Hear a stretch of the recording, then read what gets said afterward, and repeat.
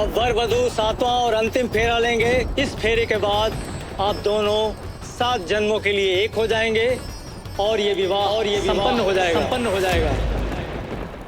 हमेशा की तरह अंत में वही होता है जो अक्का साहिब चाहती हैं। अब व्योम को सरपोतदारों का उत्तराधिकारी बनने से कोई नहीं रोक सकता।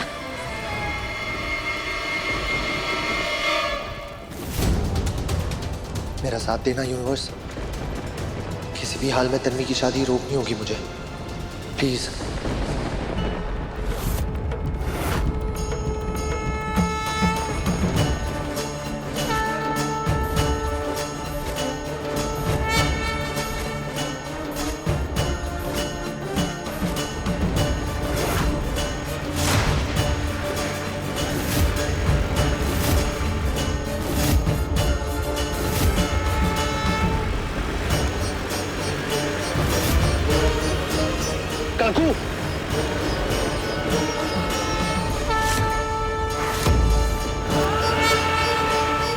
काकू नहीं, आई बुलाओ मुझे। वो आगे सरपोतदार मैंशन है, प्लीज मुझे वहां तक छोड़ दीजिए। मेरा वहां पे जल्दी पहुंचना बहुत जरूरी है, प्लीज। आ जाओ बेटा।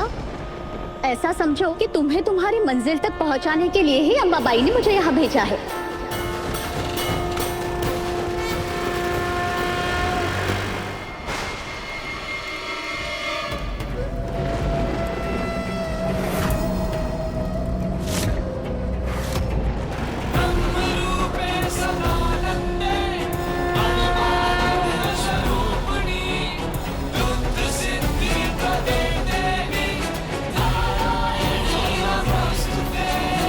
ये तो अपशगुन हो गया।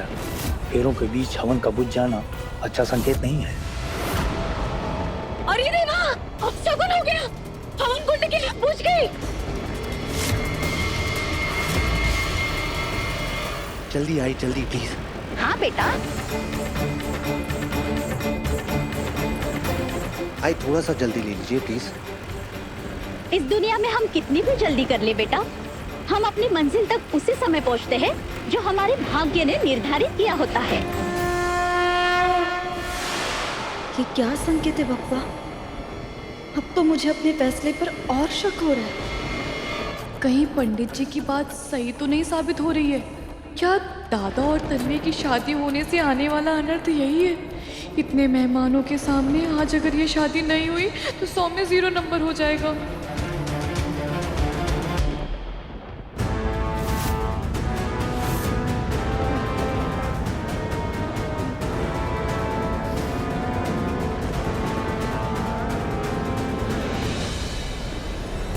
शांत। हवन कुंड की अग्नि बुझ जाना अच्छी बात नहीं है और इसे दोबारा नहीं जलाया जा सकता। लेकिन ये शादी इसके अलावा भी संपूर्ण होगी। हवन कुंड की अग्नि बुझ जाना यह अनुचित हुआ, लेकिन शास्त्रों के अनुसार मांग में सिंदूर भरकर भी शादी को संपन्न माना जाता है।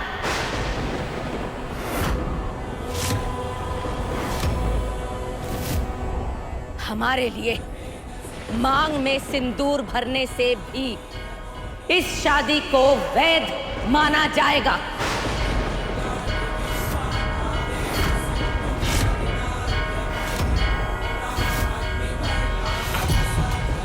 विधि विधान किसी दूसरे दिन कोई अच्छा मुहूर्त देख के पूरे कर लेंगे। आजकल के बच्चे वैसे भी कोर्ट में जाके शादी करते हैं और फिर मंदिरों में जाकर विधि विधान पूरे करते हैं। हम भी वैसा ही करेंगे। किसी दूसरे दिन बाकी के विधि विधान पूरे हो जाएंगे। लेकिन आज शुभ मुहूर्त है, सब लोग इकट्ठे हुए हैं और आज के दिन मांग में सिंदूर भरकर ही ये शादी संपन्न होगी।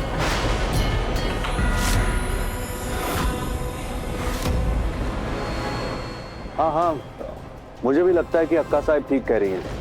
हाँ, अब 15 रुपए की सिंदूर की डिब्बी में इतनी शक्ति होती है कि 7 जन्मों का रिश्ता एकदम जुड़ जाता है। ठीक है, चलेगा।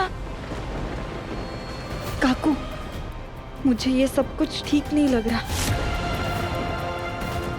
इस तरह शादी से पहले अपशगुन होना, मुझे लगता है थोड़ी देर सोचने के लिए लेते। तन्वी, तू इतनी तैयार होके मंडप में वापस जाने के लिए आई थी क्या? देख, तू अब आज की मत सोच, आगे की सोच। राज करेगी तू यहाँ। अभी 2 मिनट में ये फ्यूम तेरे आंख में सिंदूर भर देगा ना, तो शादी हो जाएगी। तो इस महल की रानी हो जाएगी तू, है ना? मैंने कहा था ना युग, मेरी और तन्वी की शादी होने से आज बाप्पा भी नहीं रोक पाएंगे। व्योम, तन्वी की मांग में सिंदूर भर दो और बना लो उसे हमेशा के लिए।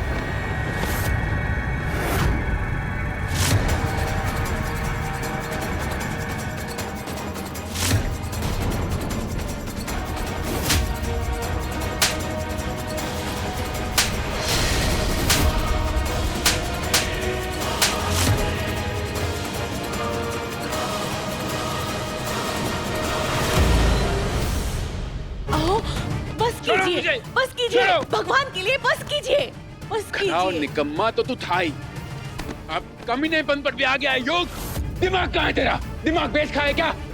पता है क्या किया है तूने? पता है तूने क्या किया है? तूने अपने बड़े भाई के मंडप में जाकर दुल्हन पा दी है, मांग।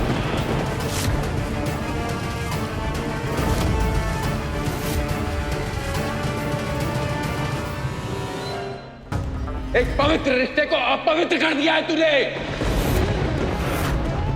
होश ठिकाने है कि नहीं तेरे? युग, ये शादी है, कोई बच्चों का खेल नहीं। आज तक तुमने जो जो चाहा मैंने तुझे करने दिया, लेकिन ये क्या हरकत थी? ये क्या किया युग तूने? मैं तन्वी की शादी दादा के साथ नहीं होने दे सकता था, बस।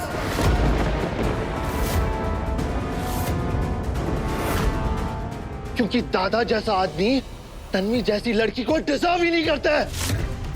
मुझे तो समझ में ये नहीं आ रहा कि तन्वी जैसी खुददार लड़की ने इस शादी के लिए हाँ कैसे कर दी।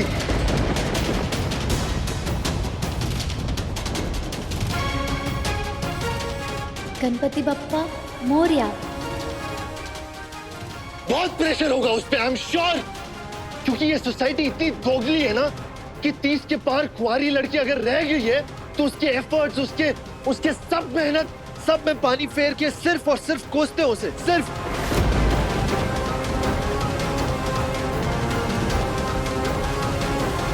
चाहे इंसान की हाल में अगर जानवर ही क्यों ना हो, कर ले शादी।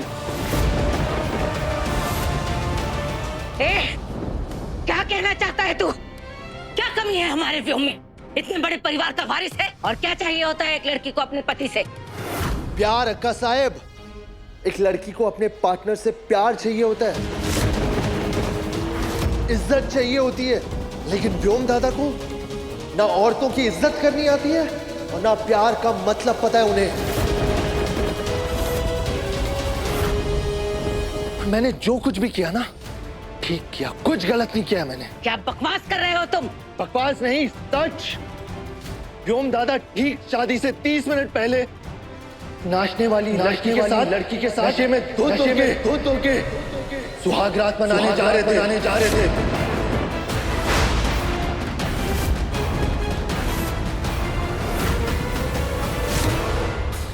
अगर उनकी बातें आप भी सुनती ना अक्का साहब, तो आपको भी शर्म आती।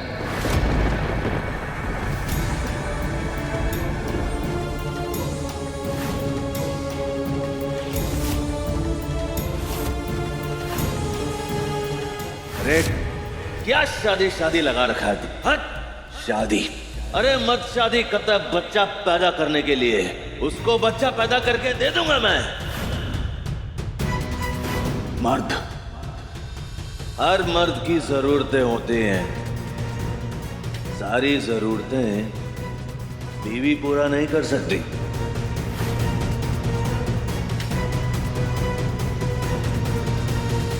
अरे वाह युग, मतलब अब अपनी काली करतूत छुपाने के लिए मेरे दादा पर इल्जाम लगा रहे हो? अरे साफ साफ क्यों नहीं बोल देते कि जब से तन्वी के घर पर तुम किराए पर रहने के लिए गए हो, तब से तुम दोनों का टाका भिड़ा हुआ है। क्या? सिंदूरा, अरे तो क्या गलत बोल रही हूँ काकी? सही तो बोल रही हूँ। ये तन्वी पहले देखा इतना बड़ा घर है, इतने पैसे है, तो ये देखकर मेरे दादा को हाँ कर दिया। सोचा मेरी तो लॉटरी लग गई, लेकिन फिर क्योंकि अपना युग तो छोटा है, अभी तो 24 साल का है, ये शादी आप दोनों कभी भी 32 साल की औरत से कभी भी नहीं करवाते। तो बस अपनी दाल गलाने के लिए मौके का फायदा उठाकर तन्वी की मांग भर दी। युग, कहीं ऐसा तो नहीं है कि तुम दोनों की मिली भगत हो? हम पे कीचड़ उछाल के ना तुम दादा के कैरेक्टर पे लगे दाग को ना हटा नहीं सकती हो सिंदूरा ताई। किसी के चरित्र पे फैसला देने वाले तुम कौन होते हो? अगर हमारे व्योम में इतना बड़ा खोटा, तो शादी रोकी क्यों नहीं तुमने? रोते पीटते सिर फोड़ते कुछ भी करते, लेकिन तन्वी की मांग में सिंदूर भरने की क्या जरूरत थी तुम्हें? बोलो। हाँ युग, इसका जवाब मुझे भी चाहिए।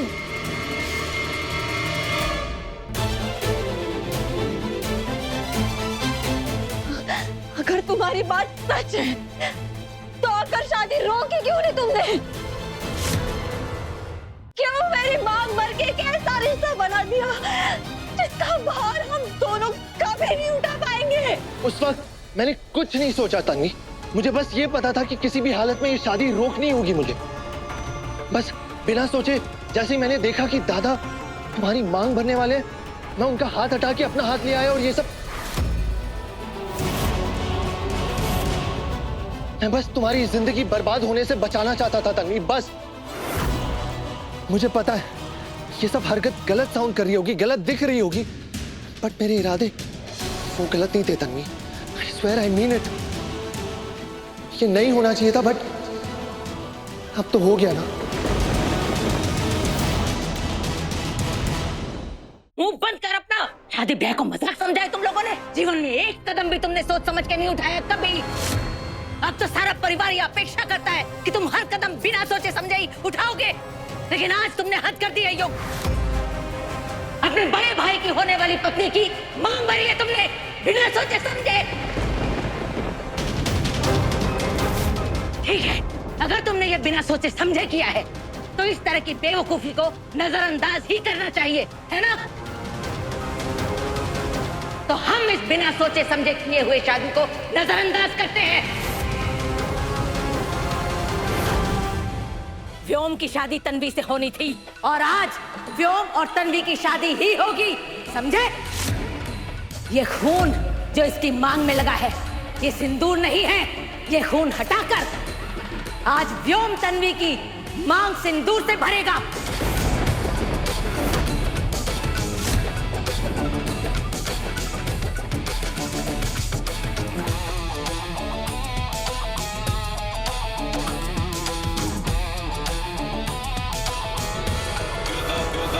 पर अक्का साहब, अभी अभी आप ही ने कहा था विवाह को संपन्न करने के लिए सिंदूरदान काफी होता है और शास्त्रों के अनुसार भी यही सही है। और रक्त तो सिंदूर का सबसे पवित्र रूप होता है। और अभी अभी युग ने अपने रक्त की मुहर लगा दी है इस रिश्ते के ऊपर। नहीं नहीं नहीं, हम नहीं मानते इस शादी को। सॉरी अक्का साहब, बट अब दादा की शादी ना वो तो नहीं होगी। जरूर होगी। तुम होते कौन हो ये शादी रोकने वाले? हमारे फैसले को बदल सको इतनी औकात नहीं है तुम्हारी।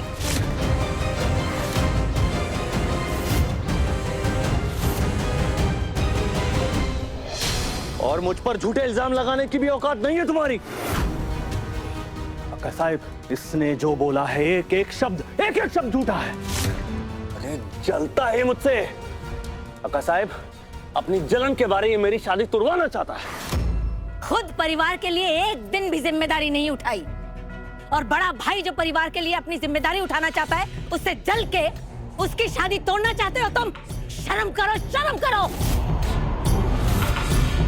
लेकिन हम तुम्हारी ये नियत कामयाब नहीं होने देंगे योग। तन्वी हमारी बहू बनेगी और आज ही बनेगी।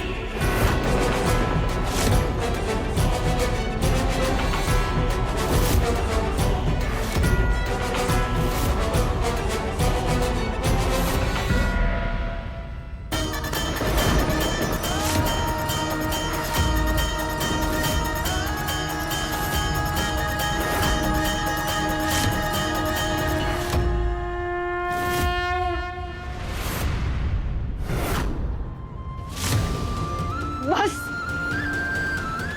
बहुत हुआ सबका।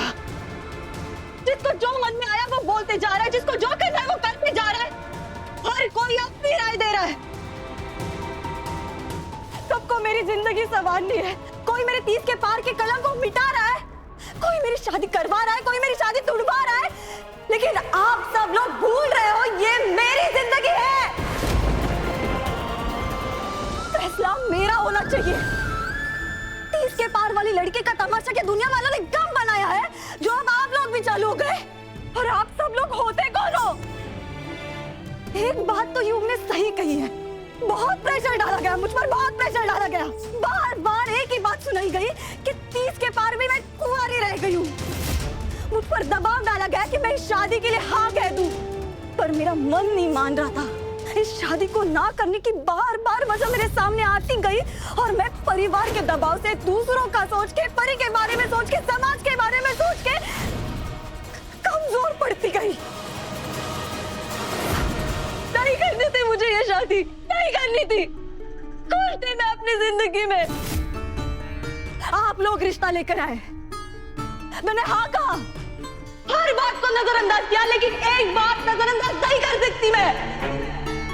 एक आदमी अपनी ही शादी वाले दिन किसी दूसरे औरत के साथ था।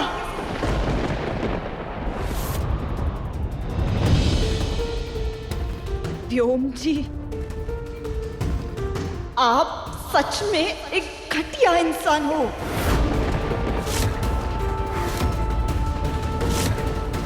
नहीं नहीं नहीं, ऐसा नहीं है तन्वी। युग हमेशा बचपना करता है और वो आज भी बचपने में जलकर अपने बड़े भाई पर झूठा इल्जाम लगा रहा है। मैं नहीं मानती ये। मैं जानती हूँ युग को। हाँ, वो कोई भी काम करने से पहले सोचता नहीं है, लेकिन वो जानबूझकर अपने भाई को बदनाम करने के लिए ऐसा कदम कभी नहीं उठाएगा, ये भी जानती हूँ।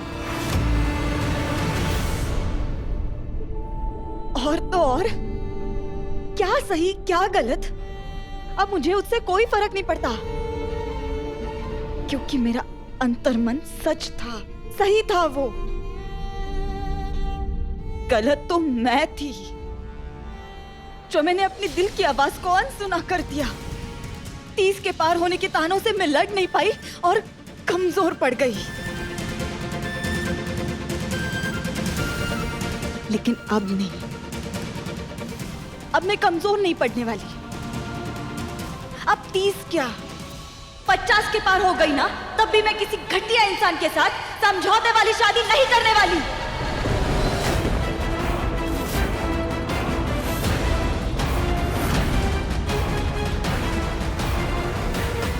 वजह कोई भी हो, मैं इस परिवार से, इस घर से और इस शादी से कोई रिश्ता नहीं रखना चाहती।